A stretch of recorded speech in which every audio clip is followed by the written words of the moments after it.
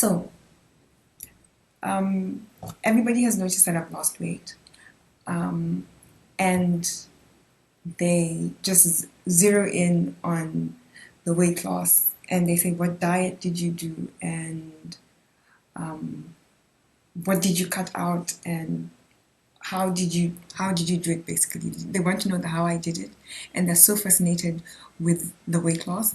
But many people don't know that the weight loss was not an aim per se, but it's more of a result of what I've been going through. So I sort of want to get into that journey, and then in there will be a discussion about things that I like, not a very long one, but yeah, I'll also include that in there. So in 2013, I got really sick. I could not sleep. I had palpitations every time I'd fall asleep for 5 seconds, 5 minutes. I'd fall asleep and I'd be jolted out of my sleep by a palpitation. So sleep was becoming something foreign. And I thought, well, maybe it's just, something. I didn't take it very seriously at first because I don't like going to the doctor. I don't like being in hospital. So I just thought maybe this is something that will pass by. And it happened, it started on a Thursday, and it went on the Friday, and it went on over the weekend. So by Monday morning, my family had had enough of me not sleeping, of me being awake, and it got so bad that I would literally want to go and make sure that there's somebody who is there with me when I'm falling asleep because I was afraid to fall asleep. And I'd want to hold somebody's hand as I was sleeping because I was literally afraid of falling asleep because I knew if I fall asleep, I'm going to have a palpitation, and I had no idea what the palpitations were about.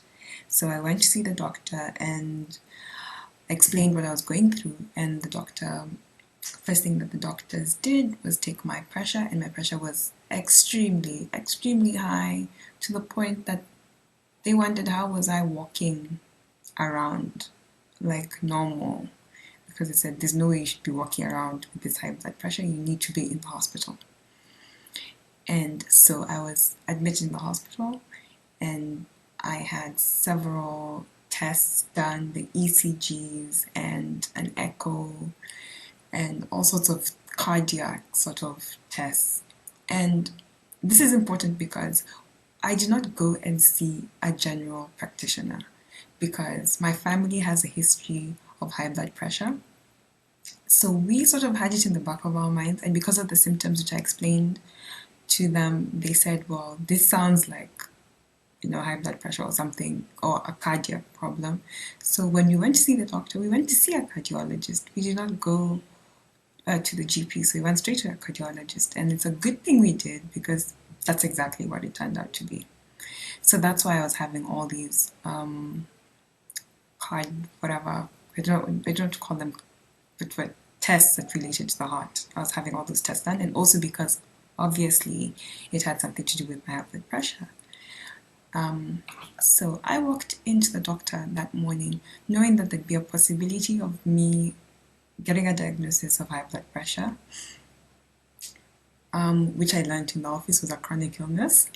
Um, but I knew, well, the worst thing that could happen is that they'll tell me I have high blood pressure, and then they're going to send me home with medication because I've seen several people in my family have high blood pressure, and they do take medication for it. So when they said we are admitting you, then it hit home that this was a slightly more serious problem than what I thought. And so by late that morning, I was admitted in the hospital with all the tests being done. And next thing I knew, I had to have a CT scan. And next thing I knew, they discovered a growth, which they had to take out. So I had surgery, and they took out the growth. But my pressure was still not going down despite the surgery. So they said, okay, it was a 50-50 chance that it was the growth that was causing the pressure, but then everything else about me was just screaming lifestyle, lifestyle issues. And then, of course, there's also the issue of genetics. So I had a triple threat of high blood pressure in my life. And definitely, this problem was not going away with just solving one of the three things that was causing it or could be causing it. They had to also poke at other things. So I had to change everything about how I was living. And when I say I need to change everything, I literally do mean I had to change everything from the way I ate, from what I did with my body, and also largely how I thought or perceived life in general. It had to change because high blood pressure can be caused by stress. So, what gets you stressed out? It could be external stuff. It could be your job, which in my case was a factor. I I'm in a profession where people come to you when they're afraid. So you have to always be the strong person. I'm the type of person people come to you with problems, so you are always surrounded by problems. On top of that, I had a personality where I took things seriously and very personally. So if you had a problem, it became my problem, and I had to find a way to solve it. So that was definitely, it was definitely part of the reasons why my pressure was so high. And the doctor actually said, yeah, I think if this is your job that's causing you to be this stressed out, then you need to think about your job and think about your career and think about where you're heading because your health is more important than your profession. That was one. The second thing was he very politely informed me that I was not only beyond extremely overweight, I was in the category of an obese person. People who knew me when I was bigger did not classify me as obese. I did not classify myself as obese. I think I didn't look obese, but I was big, definitely. So he said we needed to try also weight loss, just for the benefit of my body, not because they're targeting it for the pressure, but it would help relieve the pressure. And although that sounds like it was one of the goals, the major goal was living a healthy lifestyle. So I had to stop my wine, taking my wine, which I did enjoy having a glass or two or more of wine. I had to stop the social smoking that I was doing because I was a social smoker, because many of my friends smoke. And I had to also think about exercise. And this is the crux of my story. I hated exercise. I did not have any sort of physical activity in my timetable or in any way in my life. It was not appearing. So, and for me, exercise was just, people who exercised, well, good for them. But that was just not a part of my life, and I hated it without even trying it. I remember the last time I regularly did exercise was when I was in primary school. High school, I got away with it because I was a prefect, so I could get away with doing the things that I wanted to do. But in primary school, everybody did the drills in our school. We had what we called drills and sports day drills. So before sports day, we'd all do these drills, and my memory of doing those drills was just nightmarish. So there I was, I had to do something. And I did it because I needed to get rid of the fear, but also because I was motivated by fear. I was motivated by the fear of dying. I did not want to die. That might sound dramatic, but in my mind, it was a very real possibility with how everything was going and all these discussions I was having with my doctor. It seemed real because yeah, if you're having high blood pressure, then that means you're stressing your heart out. And if you stress your heart out, your heart can decide, dude, I've had enough. So everything was focused on setting back my body into a place where it was happy, because my body was clearly not happy. And also medication. I did not like taking medication. I knew the people who took medication were 50 and above. I was only, I was in my 20s, in my late 20s. Why would I need to start taking medication? But there was with medication every single day. And it looked like it would be medication for every other day of my life. So I needed to change my lifestyle so that I could stop taking the medication.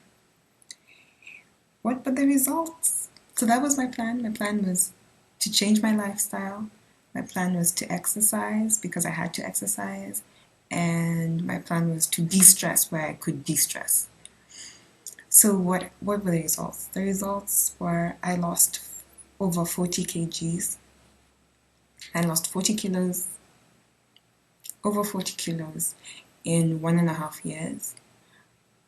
I look, as a result of losing that amount of weight, I ended up looking younger than I did before, because I exercised almost every day of that 1.5 years.